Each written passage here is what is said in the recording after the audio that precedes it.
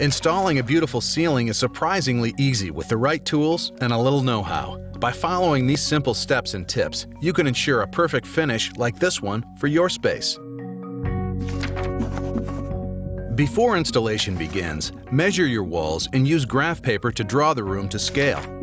On your diagram, draw a line perpendicular to the room joists at the midpoint of two parallel walls. This is your center line. It represents the location of the center main T.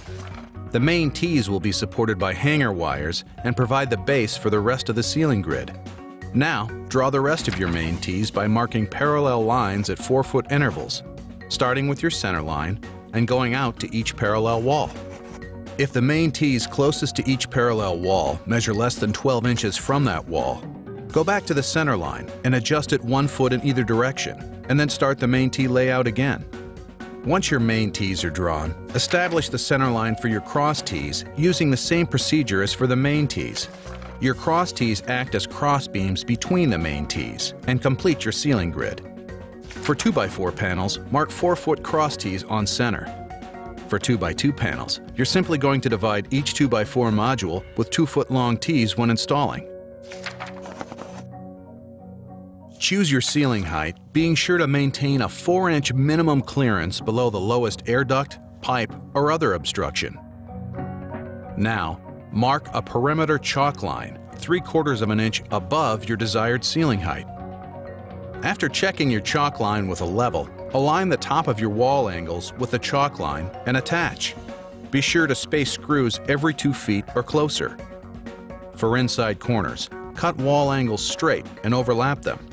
For outside corners, miter your wall angles at a 45-degree angle and fit them snugly together. When adjoining wall angles on longer walls, be sure to butt factory ends together. Stretch string across the room in each main T location. To do this, pull a string taut as you insert nails or pop rivets, attached at each end, between the wall and the wall angle on opposite wall locations. Stretch one string perpendicular to the main T's to mark the first row of cross T's. This is the only string you'll need, as the slots within the main T's will align the remaining cross T's. Now it's time to check that your grid is square. Where your string lines first intersect, measure 4 feet out along the cross T string and mark it. Now, measure 3 feet out from the same corner along the main T string. Connect these marks with a measuring tape. It should read exactly 5 feet. If it does not, adjust your string line until it does. Next, install lag screws at 4-foot intervals along the main T string lines.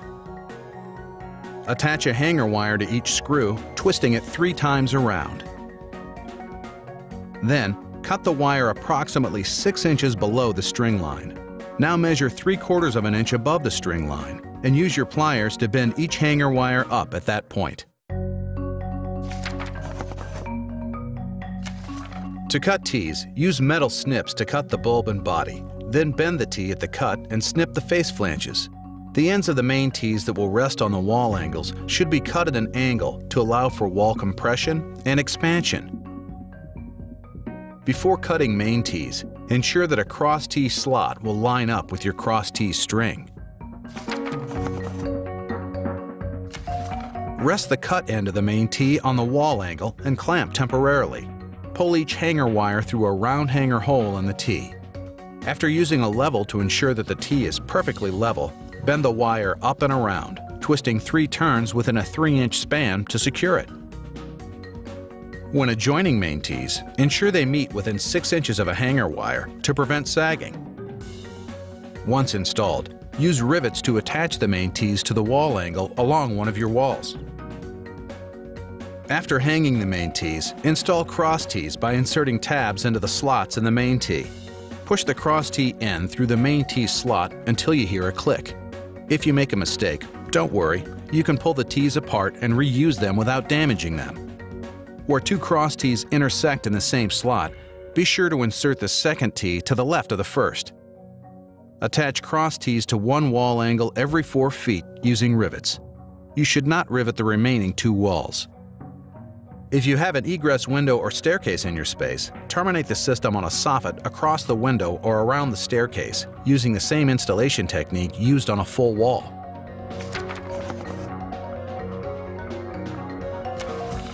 If arrows are printed on panel backs, install them so the arrows point in the same direction. Panels without arrows may be installed in any direction. To cut panels for the perimeter of the ceiling, measure each opening between the wall and the vertical leg of the parallel T. This will ensure the panel rests on the grid and does not fall through the opening. Now, use your measurements to cut the panel with a utility knife and straight edge on a flat surface, finish side up. To cut reveal tiles, place your trim tile into the ceiling frame and use a sharp utility knife to mark the reveal edge. Then, use your knife parallel to the side of the panel to trim out the edge. To cut panels for can lighting, position the light fixture in your desired location. Generally, it will be centered on the panel. Mark the perimeter of the light fixture and cut out the area that you've marked. If using alternate lighting sources, such as fluorescent lights, simply drop in lighting panels in place of the ceiling tiles. That's all it takes to create a beautiful ceiling for your space. To learn more, go to usg.com/ceilings.